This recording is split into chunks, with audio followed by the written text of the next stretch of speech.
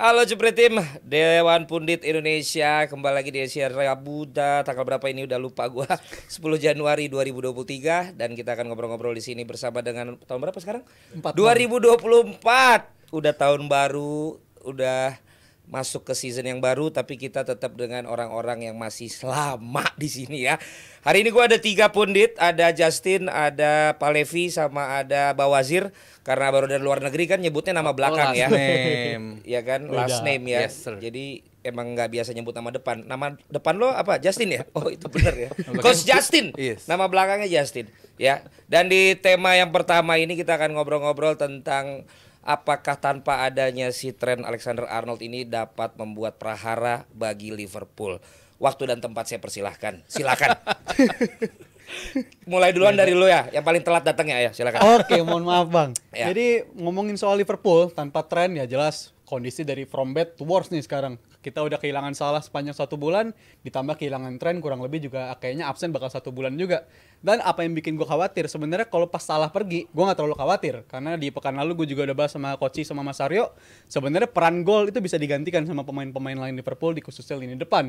Tapi kalau soal dari kolektivitas tim, dari soal mengangkat mentalitas tim, Salah dan Trent ini termasuk core Liverpool di antara Van Dijk, Alisson, Trent dan juga Salah. Jadi bisa dibayangkan kehilangan 2 dari 4 pemain dari intinya Liverpool, core-nya, itu akan dampaknya menurut gue akan sangat-sangat berbahaya buat Liverpool. Terlebih dalam memanfaatkan posisi mereka yang sekarang lagi ada di puncak klasemen, yang jelas advantage bagi mereka. Ini mereka advantage poin beberapa poin, tapi Salah dan Trent ini benar-benar kehilangan banget dari segi penciptaan peluang ini bakal berasa. Aldi geleng-geleng kepala, Iya. kenapa?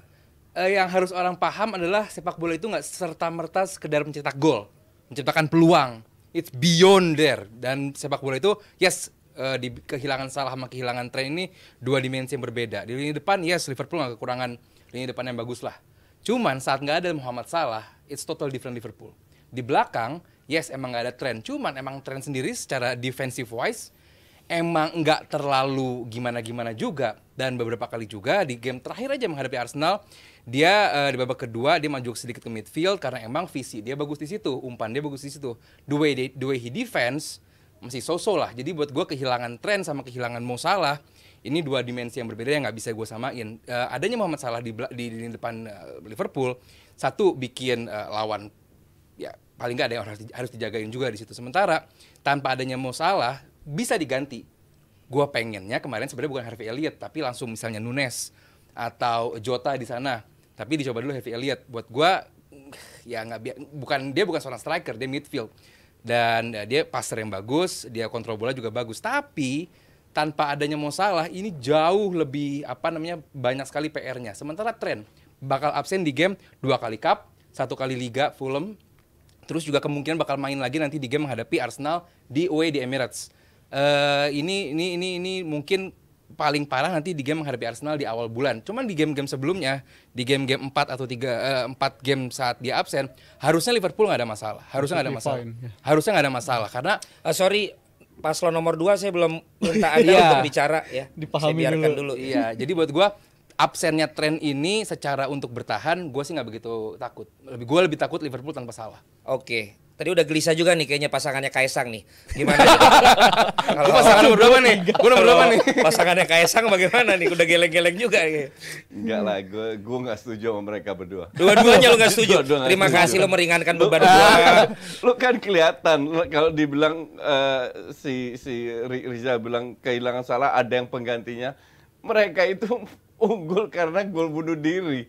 Peluangnya nyaris nggak ada. Dan gol kedua lahir karena Arsenal sudah ketinggalan maju ke depan. Jadi sangat berpengaruh dan nggak ada yang salah. Ya. Tapi nggak adanya tren ya, kembali lagi Liverpool ini tim yang untuk gue overrated. Mereka hebat murni karena Klopp. Dan gue yakin Klopp punya solusi lagi.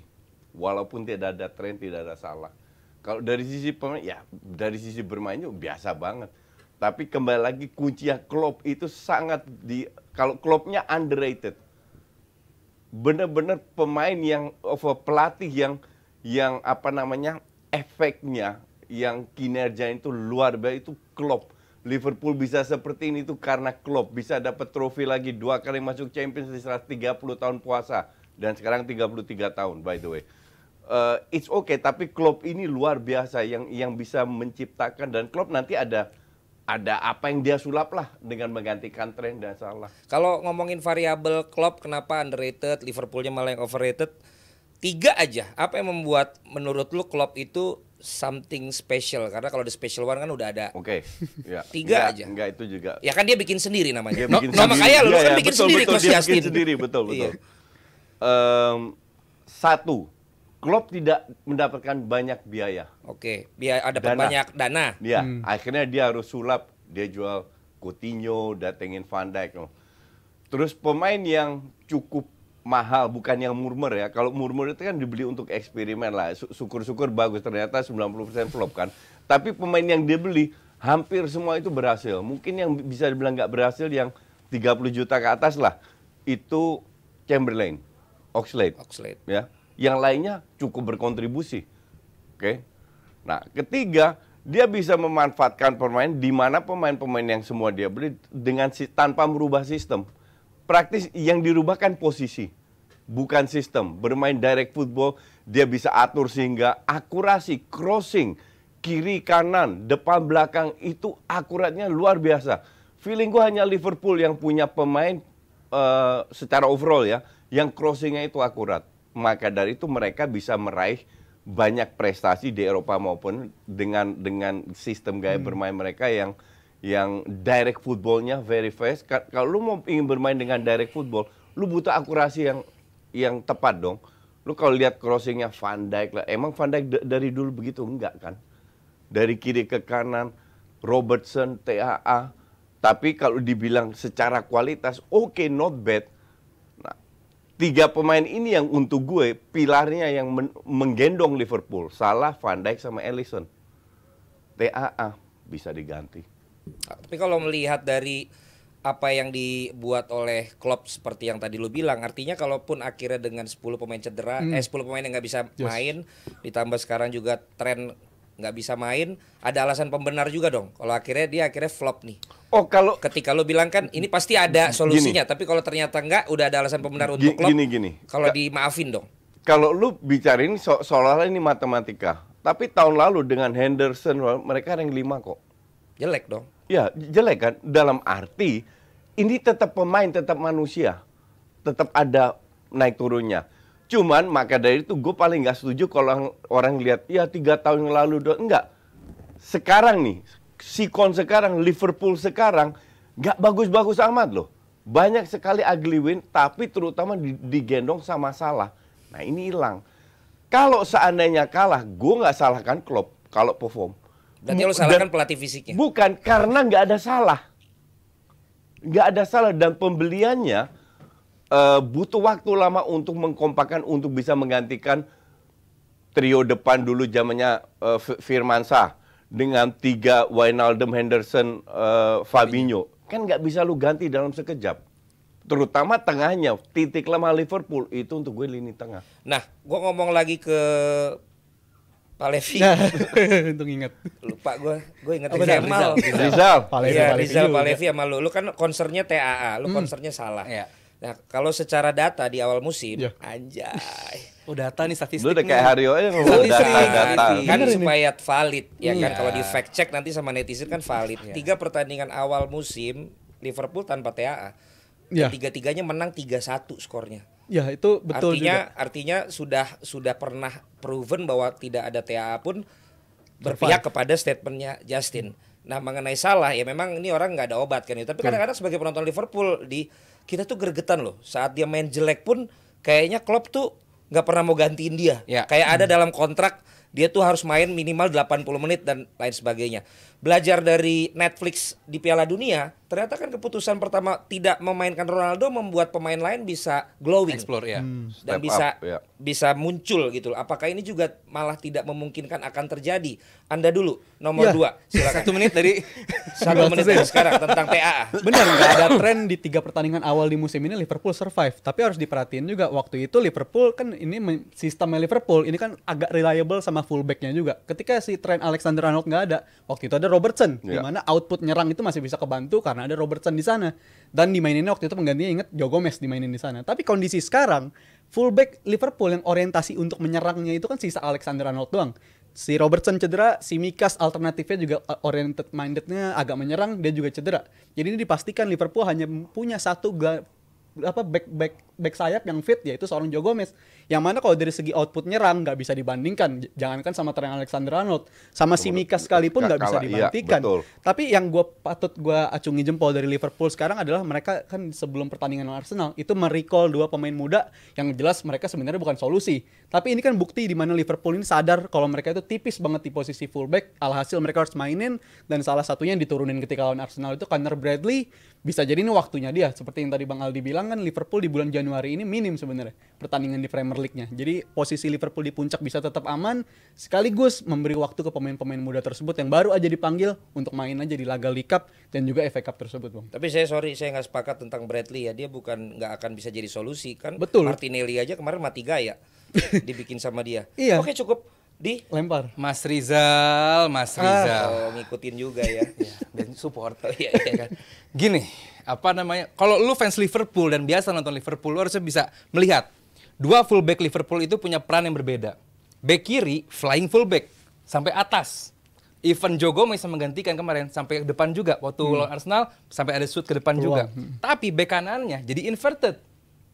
Jadi dia membantu midfield, beda sama back kirinya. Jadi siapapun back kirinya, baik Joe Gomez, si Mikas ataupun Robertson, pasti sampai atas mainnya. Tapi kalau back kanan, dia bakal lebih ke midfield. Nggak tahu nih kalau si Bradley ini, the way he defense, bagus. Kenapa bagus? Karena Trent menugaskan hal yang sangat simpel bagi Bradley. Pokoknya saat ada take on dari Martinelli, keep dia ke dalam. Bawa masuk ke dalam. Karena pemain sprinter seperti Martinelli, kalau dibikin tetap melebar, itu bakal merepotkan. Tapi kemarin tugas dari TAA, Bradley, lu bikin Martinelli tetap stay inside. Dan itu ditugaskan dan dilakukan dengan baik oleh Bradley. Itu TAA yang nyuruh, Itu bukan yang Klopp, nyuruh. bukan Yes, Klopp. gue bilang TAA tadi. Bukan Klopp. TAA yang nyuruh. Lagi in-game instruction. Dikasih pesan gitu Yes. sama TAA. Pokoknya si saat lu Bradley-nya. bikin inside Martinelli, Trent bilang, gue bakal ada di situ nge-backup lo. Dan saat gue dapat bola, apa yang terjadi? Diagonal pass dari Trent ke depan. Simple football sebenarnya Liverpool ini. Tapi works out. Ini yang nggak banyak klub-klub Premier League pakai. Mungkin top 6 lah. Mereka dengan sepak bola yang sangat rigid, khususnya Arsenal. Passing yang cukup nampaknya mungkin kalau lagi bener nampak indah, cuman saat nggak works out jelimet banget. Liverpool kenapa dia direct? Udah dijelasin sama coach tadi, midfieldnya biasa aja, ada banyak pemain-pemain yang nggak harusnya di posisi tersebut. McAllister, dia bukan nomor 6, dia bukan orang paling terakhir sebelum back. Tapi McAllister tuh bedanya sama Endo, lu nggak suka juga sama Endo ya? Bukan nggak suka. Kurang berguna. Lalu ini bukan pemain yang bisa Liverpool, level Liverpool ngangkat Liverpool ke level berikutnya. Tapi kan kemarin Orang dia he's not bad. salah paham orang banyak. Satu-satunya yang 5 pertandingan Betul. berturut-turut loh. He's not bad. Cuman kalau lu lihat diadu kalah terus dia. Nah makanya tadi lu ngomongin McAllister, Ya. walaupun dia nggak bisa peran yang lo bilang, tapi gue lihat waktu kayak kemarin dia gantiin Endo, Ya. dialah pemain yang gue rindukan yang bisa kasih terobosan dari tengah. Iya, Karena betul. biasanya gelandang Liverpool akhirnya cuma main ngandelin flank. Ya. Begitu ada McAllister, dia masih bisa kasih umpan terobosan yang kalau kita inget Thiago Alcantara. Yep. Dan udah lama Liverpool nggak punya pemain Ya. yang kayak begitu di. Poin gua Bang adalah saat kalau dia dimainkan sebagai nomor 8, betapa banyak terupas-terupasan dari McAllister yang Kalau bisa dia nomor bikin. 8 ya. Yes, Kalau dia masalahnya betul. dia nomor 6. Begitu nomor 6. Yes, waktu di Brighton dia bagus. Dia punya seorang Caicedo, dia punya Pascal Gross, dia punya Solly March di posisi tersebut. Dia hanya ditugaskan untuk mentransformasi bola dari tengah ke depan. Makanya pemain-pemain kayak Mitoma, pemain kayak Tariq Lamptey di kanan itu nampak bagus banget karena dapat bola-bola yang enak dari seorang McAllister di Liverpool. Nggak bisa cuman bola enak. Lu pikir bola enak 1 lawan 1 nggak bisa, tetap butuh skill lah. Ya, iya paling nggak kan ini lagi bahas McAllister dulu, true pass dari mereka. Oh iya, Yes. kalau memang Makanya. McAllister kan ditaruh makanya nomor 8. sebagai nomor 8 Di Liverpool nomor di 6. belakang karena nggak ada Endo. Nggak ada, makanya. Tapi kalau Endo balik kan dia bisa.